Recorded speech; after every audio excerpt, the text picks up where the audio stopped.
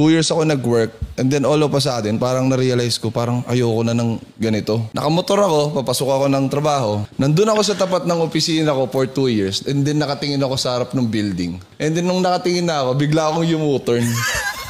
Parang yun yung moment na tinatawag kong leap of faith sa buhay ko. Matagal din akong natambay, pero nakita ko kasi merong iPad sa bahay. And then I started making videos. And itong time na to, nauuso na yung Vine. Pagising ko kinabukasan, doon ko na nakita yung reacts. And then lumipas yung 2 taon, wala akong kinita. Tinatry kong hanapin kung saan. And for some reason, pinag-abroad ako ng papa ko. Pero ilang beses akong hindi tumuloy. Tapos nagkaroon kami ng matinding pagtatalo sa bahay.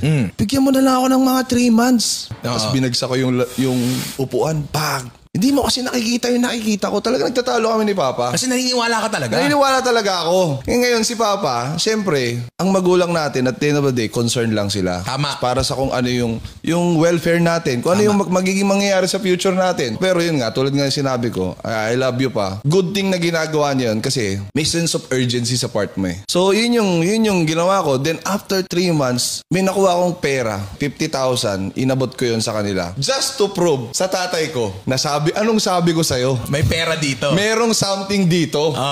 Parang yun yung naalala ko. Pero basta binigay ko sa kanila. So, yun yung amount na yun.